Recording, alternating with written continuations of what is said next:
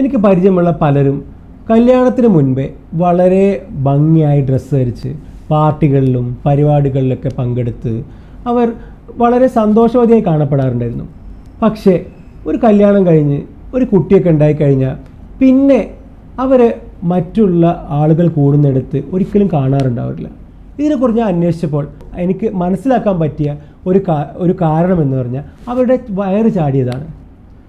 അവരെല്ലാവരും അല്ലെങ്കിൽ ഇതിൽ മിക്കവാറും പേരും സൂംബ ഡാൻസും എക്സസൈസും പട്ടിണി കിടന്നും കുറേ അധികം ശ്രമിച്ചിട്ടുണ്ട്.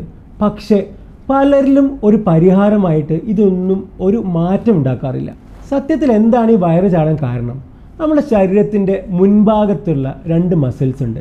റെക്ടസ് മസിൽ എന്ന് പറയും. നമ്മൾ ആളുകൾ 6 പാക്ക് ഉണ്ടാക്കുന്ന മസിലില്ലേ, അതാണ് ഈ റെക്ടസ് മസിൽ. പ്രസവത്തിൻ്റെ സമയത്ത് വയറിൻ്റെ ഗർഭപാത്രത്തിൻ്റെ വികസനം കാരണം ഈ മസിൽ ചിലപ്പോൾ അത് ലൂസായി പോകാറുണ്ട്, അല്ലെങ്കിൽ അത് വിട്ടു പോകാറുണ്ട്. ഇതിന് ഡൈവാരിക്കേഷൻ ഓഫ് റെക്ടൈ എന്നാണ് പറയാറുള്ളത്. ഈ മസിൽ വലിയ രീതിയിൽ വിട്ടു നിൽക്കുകയാണ്. നമ്മൾ എന്ത് എക്സസൈസും നമ്മൾ എന്ത് രീതിയിലുള്ള സൂംബ ഡാൻസോ ഡയറ്റിങ്ങോ ഒന്നും ചെയ്തിട്ടും കാര്യമില്ല. ഈ ആളുകൾ ഇതൊക്കെ ചെയ്യുമ്പോൾ അവരുടെ ശരീരം മൊത്തം കുറഞ്ഞു വരും, പക്ഷേ വയറ് മാത്രം ചാടി നിൽക്കും.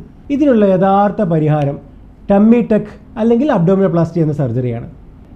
ഈ സർജറിയിലൂടെ നമ്മൾ ചെയ്യുന്നത് ഈ വിട്ടുകിടക്കുന്ന മസിലിനെ അടുപ്പിച്ച് ടൈറ്റാക്കി വെച്ച് വയറിലുള്ള എക്സസ് ആയിട്ടുള്ള ഫാറ്റ് എടുത്ത് മാറ്റി എക്സസ് ആയിട്ടുള്ള സ്കിന്നിനെ ഒഴിവാക്കി പഴയ രീതിയിലേക്ക് വരുത്തുന്ന ഒരു പ്രക്രിയയാണ്. അപ്പോൾ ഇത്തരം പ്രശ്നങ്ങൾ നിങ്ങൾ അനുഭവിക്കുന്നുണ്ടെങ്കിൽ നിങ്ങളുടെ അടുത്തുള്ള ഒരു പ്ലാസ്റ്റിക് സർജനെ കൺസൾട്ട് ചെയ്താൽ മാത്രം മതി.